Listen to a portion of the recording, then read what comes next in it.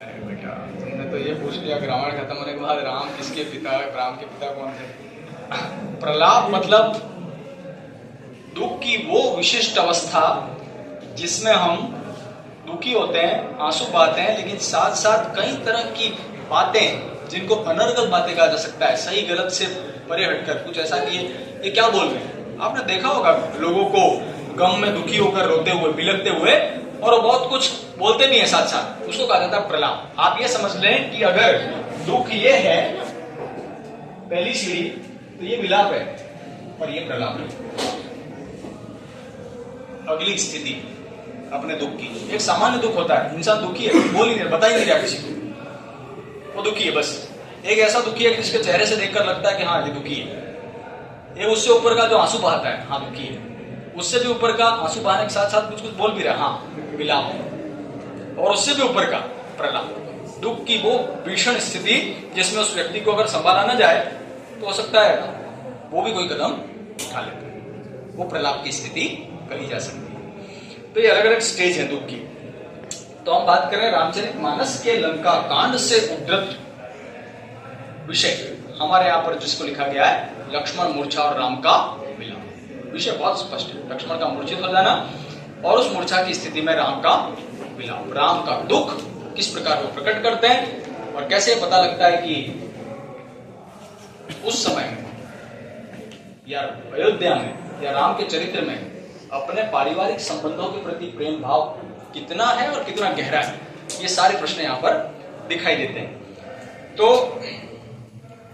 भाई के शोक में विगलित राम का विलाप धीरे धीरे प्रलाप में बदल जाता है, जिसमें लक्ष्मण के प्रति राम के अंतर में छिपे प्रेम को कई कोण सहसा अनावृत हो जाते हैं। कितना प्रेम करते हैं पता नहीं लगता है। साधारण स्थितियों में माता पिता अपने बच्चों से कितना प्रेम करते हैं शायद पता नहीं लगता है, लेकिन जब उस बच्चे के जीवन पर कोई संकट आ जाए या उसके जीवन की कोई और बहुत बड़ी परीक्षा है या कोई और तकलीफ है, तब माता पिता अपना प्रेम जो है वो खुलकर दिखाते हैं। पिता तो बेचारा दिखाई नहीं पड़ता कभी, ठीक है। पिता के बारे में कहा गया कि बहने नहीं देता वो आंसू अपनी औलाद के सामने, पानी का सबसे मजबूत बांध तो पिता होता है, वो तो नहीं दिखा पाता। और इसी से प्रेरित होकर एक लाइन मैंने भी लिखी, तो पिताजी की बात होगी, माँ का क्या होगा। तो माँ को कहा जा सकता है कि हर खतरे से गुजर जाती है वो अपनी औलाद की खातिर। दुनिया की सबसे बड़ी योद्धा तो माँ होती है, सबसे बड़ी योद्धा तो माँ ही होती है। अपने को ऐसा लगता है कि वो लड़ रहा है, वो सबसे बड़ा योद्धा है, क्योंकि माँ जो कर सकती है अपनी संतान के लिए वो कोई और नहीं कर सकता, कितना भी बड़ा योद्धा नहीं कर सकता। प्राय अधिकांश योद्धा अपने स्वार्थ के लिए लड़ा करते हैं। तो अपने स्वार्थ के लिए लड़े तो क्या लड़े, किसी और के लिए लड़ गए। अनेक है शहीद इस देश में ऐसे जो हमारे लिए लड़े, हमारे लिए मरे, इसलिए वो आज भी पूजे जाते हैं, उनकी तस्वीरों को लगाया जाता है सार्वजनिक कार्यक्रम, उनको योद्धा करते। ठीक वैसी स्थिति यहां पर राम की है।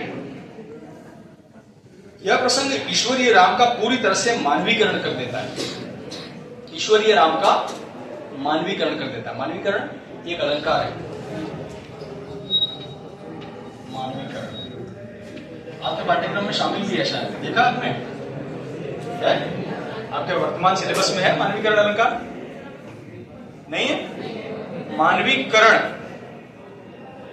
अर्थात जो मानव नहीं है उसको मानव जैसा दिखा देना। तो यहाँ राम ईश्वर कहे जाते हैं, लेकिन मानवीय रूप में इनका यहाँ चित्रण किया गया है, इसलिए हम कह सकते हैं कि राम का यहाँ पर मानवीकरण हो गया, जिससे पाठक का काव्य मर्म से सीधे जुड़ा हो जाता है। वह भक्त तुलसी के भीतर से कवि तुलसी के उभर आने और पूरे प्रसंग पर उसके छा जाने की अनुभूति करता है। इस घने शोक परिवेश में हनुमान जी का संजीवनी लेकर आ जाना कवि को करुण रस के बीच वीर रस के उदय के रूप में दिखता है। यह उपमा अद्भुत है और काव्यगत करुण प्रसंग को जीवन के मंगल विकास की ओर ले जाता है। ये पाठ परिचय में लिखा है इस पूरे प्रकरण के बारे में, जो बहुत विस्तार से हमारे यहाँ पर लिखा गया है। तो हमने जो पढ़ा था उससे आगे आ जाते हैं। थोड़ा सा उन पंक्तियों को मैं एक बार रिपीट करता हूं।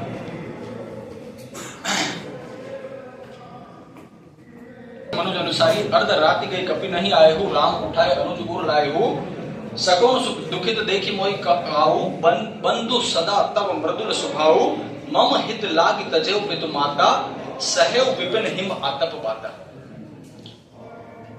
हमने इसका भाव समझ लिया था कि राम बहुत दुखी हैं, अपने भाई को देखते हुए कहते हैं, सामान्य मनुष्य की तरह विलाप करते हुए कहते हैं, ईश्वरीय राम कि हनुमान जी अब तक लौटे नहीं है, मेरे भाई का जीवन संकट में है, और इस दुख की स्थिति में वो उसे अपने हृदय से लगा लेते हैं लक्ष्मण को, और कहते हैं कि हे भाई, तुम मुझे कभी दुखी नहीं देख सके, तुम्हारा व्यवहार मेरे प्रति हमेशा मधुर रहा, बहुत कुछ दुख कष्ट तुमने मेरे लिए अपने जीवन में झेले, और आज तुम्हें इस प्रकार संकट में आया हुआ देखकर मुझे बड़ा दुख हो रहा है। मैं किसी भी तरह से चाहता हूं कि मेरा जो लक्ष्मण है वो वापस बहुत जल्दी से ठीक होकर उठकर खड़ा हो जाए, पहले जैसा मैं हमेशा देखा करता था, अपने भाई के प्रेम से भरा हुआ वैसा। और तुमने मेरे लिए बहुत त्याग किया है, न केवल अपने माता पिता का, अपनी पत्नी का, अपने सारे संबंधों का और महलों के राजसी वैभव का, बहुत सारा त्याग तुमने मेरे लिए किया, और वन में आकर इस प्रकार कष्ट भरा जीवन तुम जी रहे हो, मैं ही दोषी हूँ। राम अपने आप को इस अवसर पर दोषी मानने लग जाते हैं, बहुत दुखी होते हैं कि तुम्हारे गुण में कितने गिनाऊं, तुम बहुत गुणी हो, ऐसा कहते हैं। सो अनुराग कहां अब भाई, उठो न सुनी मम वचन विकलाई। इतना अपने प्राणों से अधिक प्रेम करने वाला लक्ष्मण, जो हमेशा मेरे आसपास ही रहता है और मेरे चेहरे पर चिंता की एक लकीर देखकर तुरंत तत्पर हो जाता है, आज मैं बहुत दुखी हूं, आज मेरे दुख की कोई सीमा नहीं। आज तुम देखते क्यों नहीं? आज मैं तुमको बहुत पुकार रहा हूं, बार बार तुम्हारा नाम ले रहा हूं, और तुम में थोड़ी सी भी चेतना होती, तुम अभी तुरंत आते और मेरे आंसुओं को पोंछ लेते, मुझे गले से लगा लेते। भैया चिंतित मत हो, मैं हूं, लेकिन मैं देखता हूं वो लक्ष्मण आज नहीं है। सो अनुराग कहां भाई, अनुराग मतलब प्रेम, राग का मतलब भी प्रेम होता है, अनुराग का मतलब भी प्रेम है। सो अनुराग कहां भाई, ऐसा प्रेम करने वाला मेरा भाई आज कहां है? उठाओ न सुनी मम वचन विकलाए, मेरे व्याकुलता भरे वचनों को क्या तुम सुन नहीं सकते? और अगर सुन सकते हो तुम उठ जाओ और मुझे अपने गले से लगा लो। जो जनते हो बन बंधु बिछो, पितु वचन मनते हो नहीं हो। थोड़ी देर पहले एक बात कही थी हमने कि राम जब विलाप करते हैं और विलाप से प्रलाप की स्थिति में आते हैं, बहुत सारी बातें ये बोल रहे हैं, ये राम का विलाप है। राम लगातार अपने आसपास जो भी लोग बैठे हुए उनके समक्ष अपने हृदय के दुख को प्रकट करते हैं। क्या कहते हैं? जो जनते हो बन बंधु बिछो, पितु वचन मनते हो नहीं हो। पाठ का जब इंट्रो दिया था तब हमने ये कहा था कि रघुकुल रीत सदा चली आई, प्राण जाए पर वचन न जाए। पिता के वचन की रक्षा के लिए हंसते हंसते 14 वर्ष का वनवास ले लिया, लेकिन यहाँ लक्ष्मण को बहुत दुख की स्थिति में देखकर, लक्ष्मण के प्राणों पर संकट देखकर क्या कह रहे हैं? जो जनते हो बन बंधु बिछो। राम ऐसा कैसे कह सकते हैं? अपने वचन से कोई पलट सकता है क्या? तो राम क्या कह रहे हैं? तुलसीदास जी ने कहलवा दिया राम से। क्या कहलवा दिया? जो जनते हो बन बंधु बिछो। अगर मैं ये जानता कि उस वनवास को ग्रहण करने से, यहां वन में आने से इतना बड़ा अशुभ हो जाएगा कि मेरा लक्ष्मण नहीं रहेगा, उसके प्राणों पर संकट आ जाएगा, पितु वचन मनते हो नहीं हो, तब मैं पिता के वचन की पालना कभी, मुझे कुछ हो जाता कोई बात नहीं, लेकिन मेरे साथ अकारण ही चले आए क्योंकि मुझसे बहुत प्रेम करते हैं लक्ष्मण भी और सीता भी, उनके प्राणों की रक्षा करना मेरा परम कर्तव्य है। अगर मैं ये जानता कि ऐसा होगा तो मैं पिता के वचन की पालना भी नहीं करता, ये कह देते हैं। तो यहां क्यों कहा? अब ऐसा एक प्रश्न बनता है, जो जनते हो वन बंधु बिछो, पितु वचन मनते। पितु वचन मनते हैं, राम द्वारा पिता की आज्ञा का पालन न करने की बात क्यों कही गई है? लोक प्रसिद्ध तथ्य तो यही है कि रघुकुल रीत सदा चली है, प्राण जाए पर वचन। ऐसा क्यों कर? ये एक प्रश्न बनता है। अच्छा, ऐसे प्रश्न 2-3 जगह पर बनेंगे इस पाठ की पंक्तियों के आधार पर। ये प्रलाप है, इसी को प्रलाप कहते हैं। इतने दुखी अपने भाई के लिए कि वो ये भी कह रहे हैं मैं पिता की आज्ञा का पालन भी नहीं करता। पूरे प्रकरण को समझना होगा अच्छे से, तब इसका उत्तर दिया जा सकता है। सुतमित नारी भवन परिवार हो जाए जग बारे। और आगे बढ़ते हैं, मैं जो बात पॉइंट प्रूव करने की कोशिश कर रहा हूं उसी पर चल रहे हैं। राम लगातार प्रलाप कर रहे हैं, क्या क्या बोलते हैं और आगे सुनो आप। सुतमित नारी भवन परिवारा हो जाए जग 12 अस विचार जिगे जागहु ताता मिले न जगत सहोदर भ्राता। सुत वित्त नारी भवन परिवार, सुत बेटा, वित्त धन संपत्ति, नारी स्त्री पत्नी गृहिणी, भवन महलों का राजसी सुख, परिवार सांसारिक लोग संबंध। सुत वित्त नारी भवन परिवार, हो ही जाए जग बारी बार। कि धन संपत्ति, घर परिवार, बेटा और रिश्ते नाते कुछ लोग अगर खो भी जाएं दोबारा मिल जाते हैं। सुत वित्त नारी, किस किस का नाम ले देखना, सुत वित्त नारी भवन और परिवार, ये 5 चीजें अगर खो भी जाएं तो दोबारा मिल सकती हैं। पुनः विवाह हो सकता है, बेटा भी, घर लूट गया, घर गिर गया, आग लग गई घर में, घर बर्बाद हो गया, तो घर दोबारा बन सकता है। धन संपत्ति खो रही, रात में चोर आ गए, लुटेरे आ गए, सब लूट के ले गए, फिर से धन कमाया जा सकता है, भवन फिर से बनाया जा सकता है, रिश्ते नाते भी दुनिया में फिर से संबंध जोड़े जा सकते हैं। लेकिन कुछ संबंध ऐसे होते हैं जो एक बार अगर आपने खो दिए वो दोबारा कभी जोड़े जा नहीं सकते। माता पिता चले गए, भाई बहन चले गए, सगे प्राणों से अधिक प्रिय, वो दोबारा कभी वापस आ नहीं सकते। ये कह रहे हैं सुत वित्त नारी भवन परिवार, हो ही जाए जग बार एक बार। इस संसार में ये सारे रिश्ते नाते और ये सारी सांसारिक संपत्ति, धन, वैभव, पद, प्रतिष्ठा, पैसा मिल सकता है बार बार, लेकिन तुम्हारे जैसा भाई अगर लक्ष्मण कोई एक बार खो दे वो वापस दोबारा कभी मिलता। अस विचारी जिए जाग होता था, ये विचार मुझे परेशान कर रहा है कि ये सब कुछ खो दो तो मिल सकता है। मेरी इन बातों को सुनो, जिए जाग होता था, तुम जाग जाओगे मेरे भाई, मेरे दुख को सुनकर। मिले न जगत सहोदर होता, तुम्हारे जैसा सहोदर, तुम्हारे जैसा भाई अगर एक बार खो जाए तो मतलब मैं सब कुछ तुम्हारे लिए न्यौछावर करने के लिए तैयार। ये बात भी कुछ कुछ वैसी है कि राम ने ये भी कैसे कह दिया कि शुद्ध वित्त नारी भवन परिवार, क्या उनकी कदर नहीं करते? बेटा उनके लिए कुछ भी नहीं है, भवन उनके लिए कुछ भी नहीं है, परिवार उनके लिए कुछ भी नहीं है। वो कह रहा है कि सब कुछ है मेरे लिए, लेकिन सबसे बढ़कर है मेरा भाई। वो अगर खो जाए ऐसा भाई, वो कभी दोबारा जथा पंख। अब अपना दुख कैसा है, अपना दुख कितना है, कुछ उदाहरणों के माध्यम से समझा रहे हैं। जथा पंख बिनु खग अति दीना, मणि बिनु फनी करिबर कर हीना, अस मम जीवन बंधु बिनु देवी, जो जड़ देव जियाए मोही। जथा पंख बिनु खग अति दीना, खग मतलब पक्षी। जथा पंख बिनु खग अति दीना, पक्षी उड़ते हुए ही शोभायमान होते हैं आसमान में। पक्षी जमीन पर चलते हुए कितने अच्छे लग सकते हैं। कोई पक्षी अपना पंख खो दे, घायल हो जाए, पंख कट जाए और वो जमीन के ऊपर अगर रेंगता हुआ दिखाई दे, चलता हुआ, तो उसकी क्या पीड़ा होगी ये तो वही जानता है। जथा पंख बिनु खग अति दीना, पंखों के बिना किसी पक्षी की क्या हालत हो सकती है। अत्यंत दीनहीन, दयनीय, उसके दुख की कोई सीमा नहीं रहेगी जब वो दूसरे पक्षियों को आसमान में उड़ता हुआ देखेगा, लेकिन खुद उड़ नहीं पाएगा। हम इंसान हैं, हाथों से अपने काम करते हैं, पैरों से चलते हैं, पैर जब तक ठीक है तब तक ठीक है। अचानक कोई अपना एक पैर या दोनों पैर खो दे तो तब उसकी क्या स्थिति होगी। जथा पंख बिनु खग अति दीना, जैसे पक्षी अपने पंखों को खोने के बाद अत्यंत दयनीय हो जाता है। करी बिनु करी करीबर करहीना, आगे क्या लिखा है, मणि बिनु फनी करीबर करहीना। करीबर, कर मतलब होता है सूंड, करीबर मतलब होता है हाथी। हाथी की जो दशा अपनी सूंड को खो देने के बाद हो सकती है। हाथी की सारी शक्ति जो है, हाथी के शरीर में बल बहुत है, एक आ जाता है, लेकिन उस बल को प्रकट तौर पर वो जाहिर करता है अपनी सूंड से। बड़े से बड़ा जो पेड़ है खड़ा हुआ उसके रास्ते में, उसको उखाड़ने की ताकत वो अपनी सूंड में पकड़कर ही लगाता है।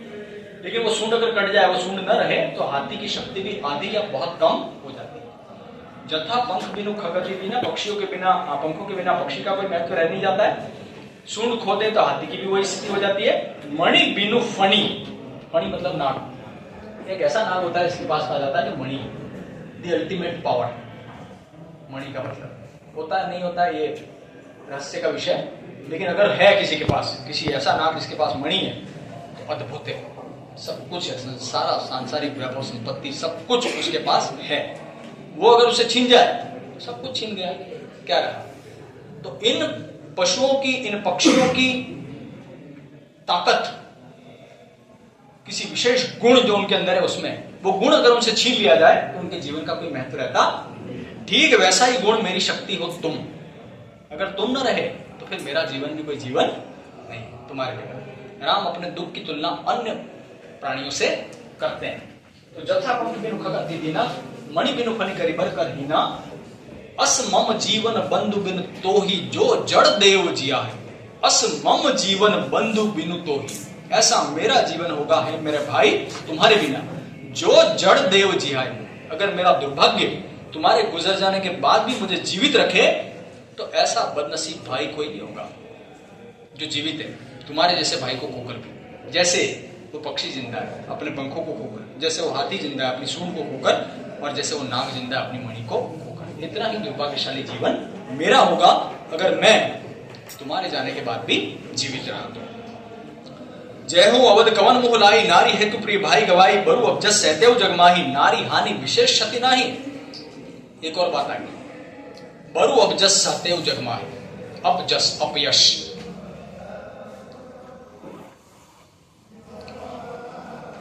जय हो अवध कवन मुह लाई, अवध अवध अयोध्या, जय हो अवध कवन। अब अगर मैंने तुमको खो दिया, मेरा वनवास पूरा हो गया, संभवतः मैंने सीता को भी वापस ले लिया या नहीं ले पाया, मैं यहीं से वापस लौट के चला गया अयोध्या वापस, बहुत दुख की स्थिति है। जय हो अवध कवन मुह लाई, अब मैं कौन सा मुंह लेकर अयोध्या जाऊं। अपने प्राणों से अधिक प्रिय भाई को और अपनी पत्नी को यहां लेकर आया था, पत्नी का हरण हो गया, भाई मृत हो गया। ऐसी दुख की परम दुख की स्थिति में राम जो विलाप और विलाप कर रहे हैं, अगर अयोध्या चले जाए वापस, कौन सा मुंह लेकर वापस जाए। वही कहते हैं जय वहु अवध कवन मुंह लाए, मैं क्या मुंह लेकर वापस जाऊं। क्यों? क्योंकि मैंने न केवल अपनी पत्नी को खोया बल्कि अपने प्राणों से अधिक प्रिय भाई को भी खो दिया। अब मैं क्या मुंह लेकर वापस जाऊं। कवन मुंह लाए, नारी हेतु प्रिय भाई गवाई। वहां जाकर बहुत बड़ा अपयश जो मुझे झेलना पड़ेगा वो क्या होगा तो तुम जानते हो। लोग मेरे बारे में तरह तरह की बातें करेंगे और कुछ लोग ये भी कहेंगे, ये देखो वो राम आ गया, नारी हेतु प्रिय भाई गवाई, जिसने अपनी पत्नी के लिए अपने भाई के प्राणों का बलिदान करवा दिया, वो राम। ऐसी बात मुझे सुननी पड़ेगी, ऐसे कटु वचन लोगों के मुझे सुनने पड़ेंगे। बरु अबजस सहते हो जगमाही, बड़ा अपयश होगा। और अयोध्या का जो कुल है वो तो यश के लिए जिया, नाम के लिए जिया, अपयश के लिए नहीं जिया। बड़ा अपयश होगा मेरा, तुम्हारे इस भाई को बहुत कुछ सुनना पड़ेगा। इसलिए मेरे इन सारी पीड़ा को, पीड़ा भरे वचनों को अगर तुम सुन सकते हो तो उठ जाओ। ये तुम तो कभी सहन नहीं करोगे, इसलिए मैं तुमसे कह रहा हूं कि तुम उठ जाओ। अब लोग बरु अबजस सहते हो जगमाही, बहुत अपयश सहना पड़ेगा। नारी हानि विशेष क्षति नहीं, नारी हानि विशेष क्षति नहीं। अगर अब सीता ना भी रहे तो कोई बड़ा नुकसान नहीं होगा, ये कहते हैं। अब एक और गंभीर प्रश्न यहां पर उठाया जाता है और प्रश्न पूछा जाएगा पीछे पाठ के अंत में कि राम ने ऐसा कैसे कहा कि नारी हानि विशेष क्षति नहीं। सीता को अगर ये बात पता लग जाए तो, इस कलयुग की सीता होती तो वे कहते अच्छा ऐसा कहा मेरे बारे में। आज के युग में तो हम देखते हैं कि माता पिता जो पहले हैं, भाई जो है वो दूसरे और तीसरे हैं, पत्नी के आते ही सब तीसरे चौथे पांचवें हो जाते हैं, वो पहले आ जाती है। अपने बच्चे आ गए, अपने बच्चे उसके बाद आ जाते हैं। अपने पूर्व के सांसारिक संबंधों को, रिश्तों को, नातों को, मर्यादाओं को, आप जिसकी वजह से आज यहां तक पहुंचे हो, अपने सारे संबंधों को स्वार्थ में अंधा होकर व्यक्ति भूल जाता है। लेकिन वो स्थिति राम के परिवार में नहीं है, वो बात राम के चरित्र में नहीं है। न केवल राम के चरित्र में बल्कि उसके किसी भाई के चरित्र में नहीं है। लक्ष्मण खुशी खुशी वनवास जाने के लिए तैयार है, भरत राज्य मिलता है, राज्य को स्वीकार नहीं करता है किसी भी हालत में, और दूसरा भाई भी राम के बिछड़कर विलाप कर रहा है।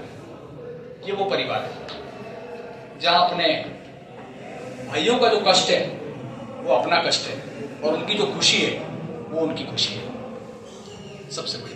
तो ये एक ऐसा परिवार है जो संबंधों का निर्वहन किस तरह से होता है बहुत अच्छे तरीके से जानता है। इसलिए भी हम कह सकते हैं कि रामचरितमानस आज के युग में बहुत प्रासंगिक है।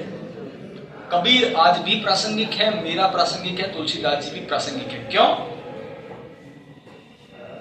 क्योंकि जो संकट उस समय के समाज में था वही संकट आज के समाज में भी है, और बढ़कर है 10 गुना। पारिवारिक संबंध किस तरह से टूट रहे हैं, संयुक्त परिवार एकल परिवारों में बदल रहे हैं, रिश्ते नातों के लिए, धन और समृद्धि के लिए, संपत्ति के लिए किस प्रकार परिवारों में विवाद हो रहे हैं, ये सब हम देख रहे हैं। ऐसे में रामचरितमानस का योगदान जो है बहुत बड़ा हो जाता है। आपने देखा होगा कुछ भक्त मंडलियां हैं जो क्या कहते हैं, वो कौन सा पाठ है, हनुमान जी का विशेष पाठ जो सुंदरकांड का आयोजन करते हैं। आपको क्या लगता है क्या पर्पस होगा क्या लोग बहुत धार्मिक भावनाओं से भर गए हैं, उनसे बड़ा कोई भक्त नहीं है? क्या ऐसी कोई बात है? नहीं। किसी भी प्रकार का अनिष्ट, किसी भी प्रकार की बुरी भावना, इस सबको मिटाने के लिए और अपने प्रियजनों को वापस अपने साथ प्रेम से जोड़ने के लिए इस प्रकार के आयोजन करवाए जाते हैं। भक्त जो है वही है, वही बहुत बड़ा भक्तिभाव हमारे अंदर पैदा, इसलिए प्रासंगिक है तुलसीदास जी आज भी। तो क्या कहते हैं आगे, अब अपलोक शोक सुतोरा, सही निठुर कठोर उर्मोरा, निज जननी के एक कुमारा, तात तासु तुम प्राण प्रधारा। अब अपलोक शोक सुतोरा, अब बहुत कुछ सहना पड़ेगा। तुम अगर नहीं रहे तो तुम्हारा शोक सहना पड़ेगा, न केवल मुझे सहना पड़ेगा बल्कि अयोध्या में जो परिजन तुम्हारे हैं, माता पिता हैं, पीछे तुम्हारी पत्नी है और 2 तुम्हारे भाई है मेरे अलावा, और उनको ये बहुत बड़ा दुख सहना पड़ेगा। शोक सुख तोरा, तुम्हारा दुख सहना पड़ेगा। सही निठुर कठोर और मोरा, और मैं कितना निष्ठुर होऊंगा अगर तुम्हारे गुजरने के बाद भी मैं जीवित रहा। ऐसा कठोर भाई है। राम अपने आप को बहुत दोषी मान रहे हैं, हम पहले ही कह चुके हैं कि हालांकि राम दोषी नहीं है, लेकिन फिर भी वो अपने आप को दोषी मानते हैं। वो विलाप कर रहे हैं और उनका प्रलाप है, इसलिए वो बहुत सारी बातें कहते हैं। उसी क्रम में वो ये भी कहते हैं, सही निठुर कठोर, तुम्हारा शोक, तुम्हारा एक संभावित निश्चित मृत्यु ही है ये, इसको टाल देना किसी चमत्कार से कम नहीं होगा। हनुमान जी एक हीरोइक एफर्ट लगा रहे हैं संजीवनी बूटी लाने का, पता उनको कुछ चल भी नहीं रहा है, उन्होंने पूरा पहाड़ ही उखाड़ लिया है, वो वापस आ रहे हैं लेकिन आ नहीं पाए अभी तक। यहाँ समय गुजरता जा रहा है और प्रत्येक गुजरता हुआ क्षण मृत्यु के देवता यम को आमंत्रित कर रहा है कि वो आए और लक्ष्मण को लेकर अपने साथ चले जाए और राम सदा के लिए अपने भाई के शोक में डूब जाए। न केवल राम बल्कि सारे अयोध्यावासी, उनके पारिवारिक संबंधी, ये निश्चित है, दिखता हुआ। कैसे बदलेगा? सही निठुर कठोर होऊंगा, तुम्हारे गुजरने का दुख मैं सह जाऊंगा अगर, तो मैं कितना निष्ठुर होऊंगा, कितना कठोर होऊंगा। लोग भी मेरे बारे में तरह तरह की बातें अयोध्या में करेंगे ही सही कि तुम वापस आ गए अपने भाई को गवा कर, वो भी अपनी पत्नी के लिए। बहुत कुछ सहना पड़ेगा। निज जननी के एक कुमार, तुम अपनी माँ के इकलौते पुत्र हो, एक पुत्र हो। तात तासु तुम प्राण आधार, हे मेरे भाई तुम उनके प्राणों के आधार हो। तुम्हारे माता पिता, तुम्हारे अन्य भाई, तुम्हारी पत्नी तुमसे बहुत प्रेम करते हैं, ये बात मैं बहुत अच्छे तरीके से जानता हूं। 100 पैसी मोही तुम्हारी गई पानी, सब विद सुखद परम हित जानी। आगे क्या कहते हैं? 100 पैसी मोही तुम्हारी गई पानी, पानी मतलब हाथ। जब लक्ष्मण बहुत जिद करते हैं, नहीं मानते हैं और अपने भाई के साथ में वनवास जाते हैं, कोई उनके निर्णय को बदल नहीं पाता है, तब बहुत दुखी मन से, हे लक्ष्मण तुम्हारी मां ने तुम्हारा हाथ मेरे हाथ में रखा था। 100 पैसी मोह तुम्हारी गई पानी, बहुविधि सुखद परम हित जानी। और मां ने, जब लक्ष्मण मेरे साथ आ रहा था वनवास के लिए, मां ने यही कहा था, बहुविधि सुखद परम हित जानी।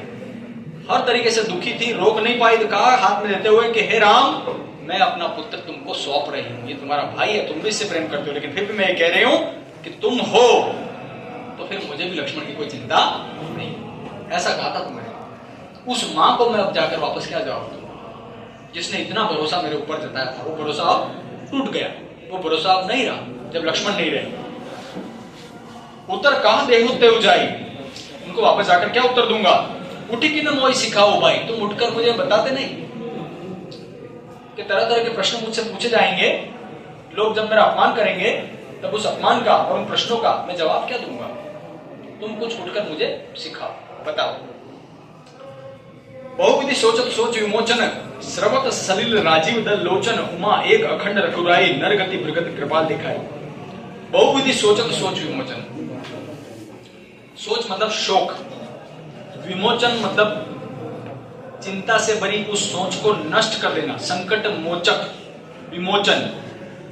बहुविधि सोचत सोच विमोचन, जो संसार के लोगों के दुख और कष्टों का निवारण करने वाले राम हैं, आज स्वयं बहुत गहरी चिंता में, बहुत तरीके से सोच रहे हैं कि मेरे भाई का क्या होगा, उसके प्राणों की रक्षा कैसे होगी। बहुविधि सोचत सोच विमोचन। मर्यादा पुरुषोत्तम है, अयोध्या के राजा हैं, प्रजा के पालक हैं, हमेशा दूसरों के लिए, दूसरों के संकटों का निवारण करने के लिए जिए, लेकिन आज स्वयं बहुत गहरे शोक में, सोच में डूबे हुए। बहुविधि सोचत सोच विमोचन। स्रवत सलिल राजीव दल लोचन, 5 शब्द लगातार अर्थ की अपेक्षा करने वाले हैं। स्रवत बह रहे हैं सलिल पानी, राजीव कमल दल मतलब पत्ते और लोचन मतलब आंखें। इस प्रकार की शोक मग्न स्थिति जो राम की है वो कैसी दिखाई दे रही है? जैसे उनकी आंखों से जल अर्थात आंसू बह रहा है, राजीव अर्थात कमल दल, उनके कमल रूपी नेत्रों से आंसुओं की अखंड धारा लगातार बह रही है जब वो अपने भाई के प्राणों की चिंता में डूबे हुए। बहुविधि सोच विमोचन स्रवत सलिल राजीव दल लोचन। अंत में ये जो दृश्य है वो ऊपर कहीं कैलाश पर्वत पर बैठे हुए आसमान में देख रहे हैं। उमा अर्थात पार्वती और शिव दोनों इस दृश्य को देख रहे हैं। और पार्वती जो है वो पूछती है शिव से कि आप तो, एक और कहानी है इसके पीछे कि शिव जो है वो ध्यान मग्न रहते हैं अक्सर। तो शिव अनादि अनंत देवों के देव महादेव, उनसे ऊपर और कोई नहीं, हायरार्की में सबसे ऊपर शिव, और वो शिव ध्यानमग्न रहते हैं। तो पार्वती उनसे पूछती है आप किसका ध्यान लगा रहे हो, बार बार इसके ध्यान में लीन रहते हो? तो उसका उत्तर देते हैं शिव के मैं राम के ध्यान में लीन रहता हूं। शिव के आराध्य राम है, राम के आराध्य शिव है, ऐसा कहते हैं। पार्वती को बड़ा आश्चर्य होता है, आप देवों के देव महादेव सब आपकी आराधना करते हैं, आप कहते हैं मैं राम की आराधना करता हूं। मैं देख रहा हूं कि राम तो वहां बिलख रहा है, राम तो वहां रो रहा है, राम तो कुछ भी बोल रहा है अभी। तब शिव जी कहते हैं उमा एक अखंड रघुराई, कि राम जो है वो एक हैं, वो अखंड हैं, अर्थात वो ईश्वर का अवतार ही है इस धरती के ऊपर। लेकिन अभी क्या हो रहा है? नर गति भगत कृपाल दिखाई, वो इस संसार के अपने भक्तों को अपना मानवीय रूप दिखाए कि सांसारिक संबंध कैसे होते हैं और उनका निर्वहन किस हद तक जाकर किया जाता है। मेरे भाई ने मेरे लिए क्या किया और वो अगर गुजर जाए तो उसके बिना मेरा क्या होगा। ये लीला संसार के लोगों को दिखाने के लिए राम अपना मानवीय रूप वहां पर दिखा रहे हैं। हालांकि वो ईश्वरी है। उमा एक अखंड रघुराई, नर गति भगत कृपा दिखाए, लेकिन अपना मानवीय रूप दिखा रहे हैं। ये कहते हैं भगवान लीला कर रहे हैं। इसलिए तो कृष्ण भी आए, इसलिए तो राम भी आए इस धरती के ऊपर। लेकिन है कौन? विष्णु के ही तो अवतार माने जाते हैं, सब विष्णु के अवतार माने जाते हैं, बहुत सारे अवतार विष्णु के माने जाते हैं। वरा वामन है ना, कभी कछुआ बन गए, कभी कुछ बन गए, कभी राम बने, फिर कृष्ण बने, अनेक बार अवतार किया। वैसे ही राम के अवतार बस यहीं तक।